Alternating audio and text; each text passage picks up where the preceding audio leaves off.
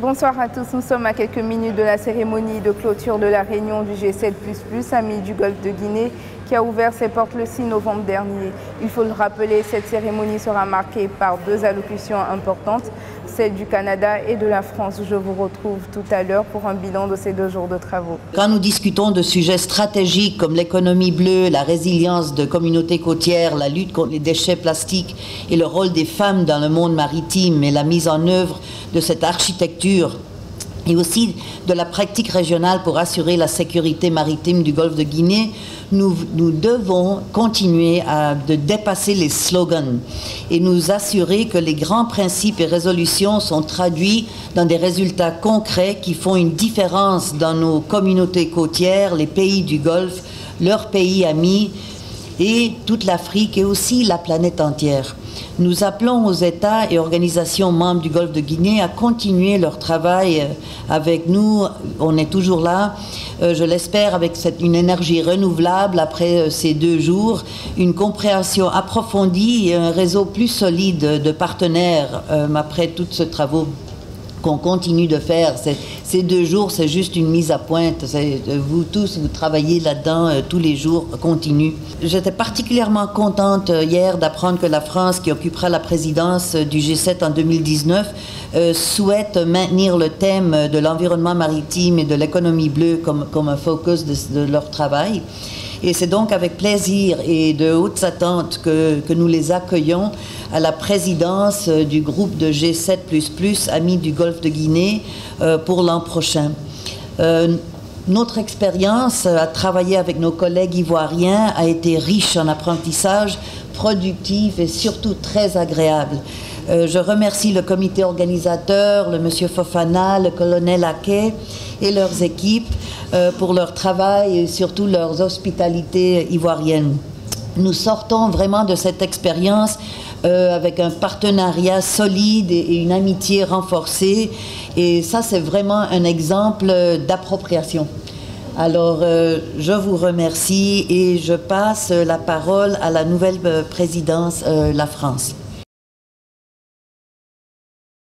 Merci infiniment pour ces mots d'accueil, pour cette nouvelle présidence. Je tiens d'abord, bien sûr, à remercier nos amis ivoiriens et canadiens pour cette année de présidence qui aura vu le G7++ des Amis du Golfe de Guinée élargir le champ des sujets sur lesquels nous nous sommes penchés, comme en atteste la richesse des débats auxquels nous avons assisté depuis hier. Vous avez placé votre action dans la continuité des présidences précédentes et l'ensemble des participants vous en est reconnaissant.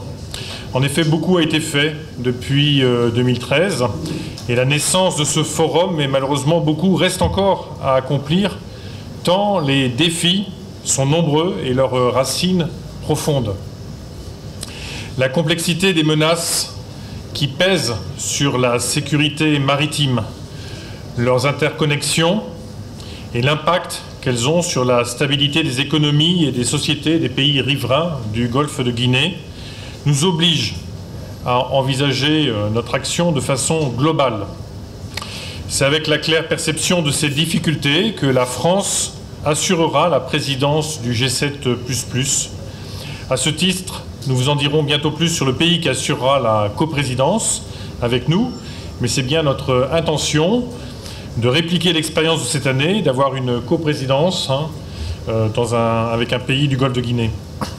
Le G7++ constitue un formidable forum pour mettre en commun nos volontés de soutenir le processus de Yaoundé et l'architecture de sécurité maritime qui doivent demeurer nos priorités. Il constitue en effet le cadre indispensable à une action efficace et cohérente, comme toutes les menaces qui nous impactent tous. Nous sommes dans un monde global et comme ça a été dit ce matin, si nous sommes dans ce forum et si nous sommes ici dans ce groupe, c'est bien parce qu'on est tous touchés dans nos propres intérêts nationaux.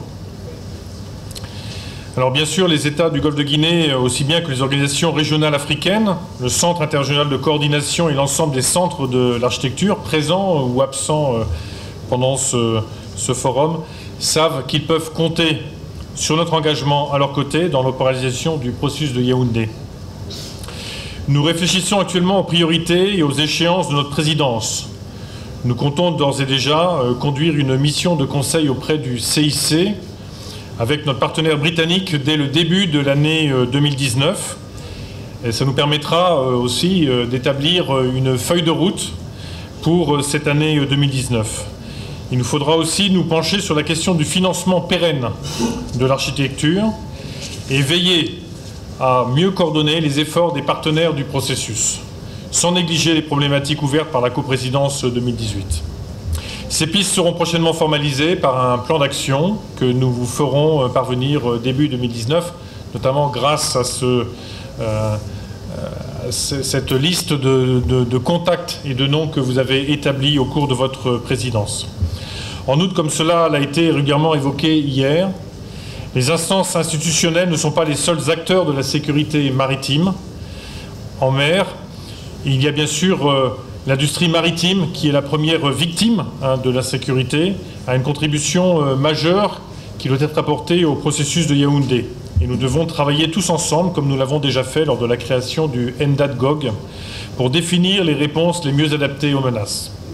Enfin, je remercie par avance l'ensemble des membres du G7++ et des participants à ce sommet pour l'aide qu'ils nous apporteront en 2019.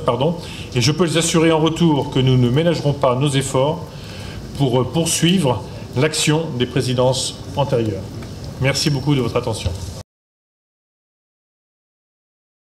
Ainsi s'achève la réunion annuelle du G7++, Amis du Golfe de Guinée, placée sous la coprésidence de la Côte d'Ivoire et du Canada. Cette rencontre visait à déterminer des moyens pour la mise en œuvre d'un système sécuritaire performant en mer. À cet effet, des panels sur, par exemple, la problématique du développement de l'économie bleue dans les pays du Golfe de Guinée ont suscité un très grand intérêt chez les participants.